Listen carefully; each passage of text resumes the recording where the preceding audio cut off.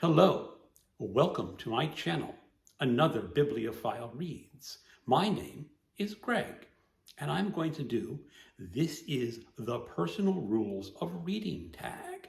This was created by MJ at Reading This Life. She weaponized it from a video from Michael K. Vaughan. The original tag had 4 prompts.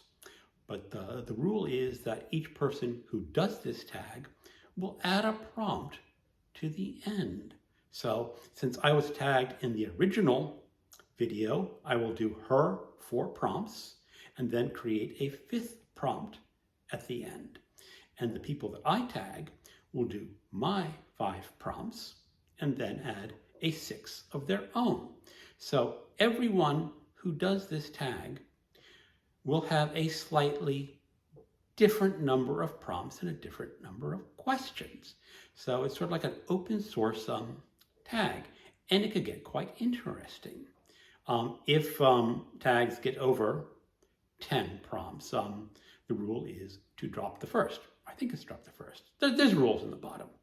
But let's get going with the tags. Prompt number 1. Do you strive to read every day? If yes, do you do anything different or special to make time within your day? If not, why? Okay, that's sort of a yes for me. When I wake up in the morning, I have to do a certain number of morning chores, normally feeding cats and cleaning litter boxes. But after those chores are done, I go for a half-hour or hour-long walk. And I listen to audiobooks when I'm walking, and I do count that as reading because I am taking in the book. And I just love my morning walks and listening to my audiobooks. After I get done with my walk, I usually spend some time watching some YouTube videos, and then in the early afternoon, late morning, I set aside some time for reading. Sometimes that is delayed due to other chores, but then after lunch, I usually have some more reading time. And in the evening, there's a lot more reading time too. I don't have a lot of other things to do since I've been retired. I don't watch a lot of movies. I never watch TV. So there is a lot of time devoted to reading. And without exception, I read almost every day. The only possible exception would be travel days when I'm going on a very long travel. But even then, I'm on a plane, so I probably read. So it would be a very unusual day that I don't set aside time for reading. Prompt number 2. Do you always stay within your favorite genres, or do you experiment with reading different genres and subgenres? I am an eclectic reader. I read a lot of literary fiction, some nonfiction, and some genre fiction. And depending on, how you want to define that, I know some people don't like the term genre fiction and literary fiction, but they're useful ways to describe how I read, because I do read a lot and across a broad spectrum of subjects. The only 2 areas that I don't read is not going to be a huge surprise to anyone who follows this channel. I don't read category romances, and I don't read young adults. Prompt number 3. Do you DNF? Do not finish. If yes, what was the last book that you DNF'd and the reason why? If your answer is no, then what drives you to finish the book? What was the last book that I DNF'd? That is an interesting question. I don't remember the exact one. The last one that I sort of regret not finishing was The Great Circle by Maggie Shipstead. I believe that is her name. That was a very popular book. It got a lot of critical praise on reviews and on BookTube. But for whatever reason, I just did not get into it, and I had to set it aside. I was reading the ebook version. Maybe I'll pick up the audiobook version someday and see if that can shift my perspective on that book. Prompt number 4. And also on DNFs, I have no real rule on DNFs. If the book isn't working for me, I just stop. Sometimes I'm reading a book and it's going along just fine, and then some other book calls my attention away and I set that book aside. And that's just fine. There is no rules to DNFing. It's just whether you feel like stopping reading. And I think that's fine. I don't feel any compunction to finish a book. Now, a number of people mentioned that some books are definitely worth finishing and you should just struggle through them. I'm not so sure that's a real case. If you're struggling with a book, probably it's best to DNF. The one exception would possibly be if I'm reading a book for the BookTube prize and there is an expectation that you finish every book for that prize list, even if you have to struggle through and sort of skim parts of it.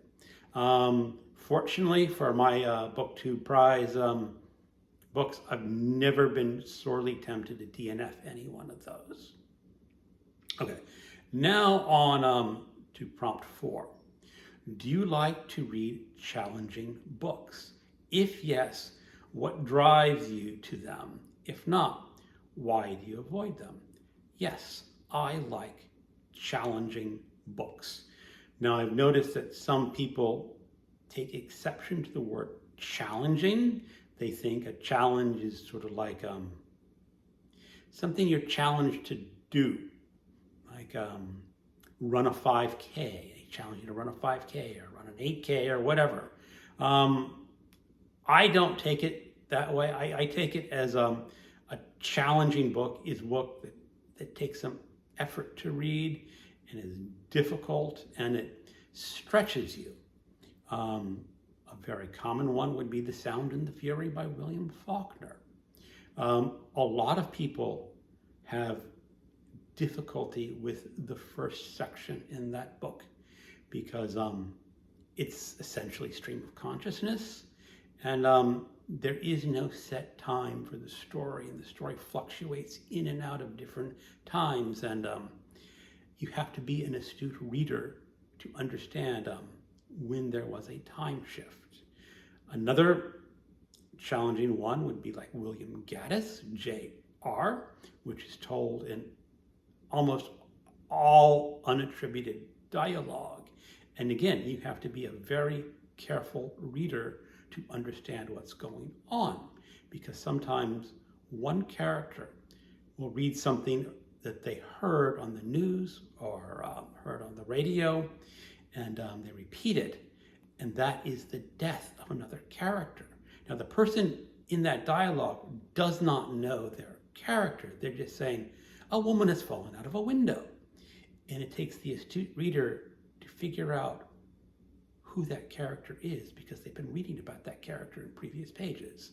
Very complicated, but it's very satisfying to go through a book like that and say, yes, I can pick up on this. And there are parts of those books that go right over the reader's head, and I miss them. Other readers may miss them. It would take a very astute reader to gather everything. But that is the fun of challenging books. On the side, I also read some quick detective novels that are not challenging at all. They're simple mind candy that you devour down real quick. That would be a different prompt. Now on to prompt 5. This is my addition to this tag. And I'm recording this on a Friday. It is the last day of Banned Books Week. So I'm going to ask about banned books. Do you read books that have been banned by local authorities? And then my answer is yes, I do. I do follow what books have been banned. If there is a banned book for adults that have been banned in my local area, such as Beloved by Toni Morrison. This book was removed from reading lists from high school by the governor of Virginia, essentially because some students were upset by the content. Well, people should be upset by the content of that book. So I reread it earlier this year based on that banning. I guess it's not technically a banning by the governor of Virginia because it's still available, but I consider that a banning, and it is on other official banned lists. So that is a book that I read.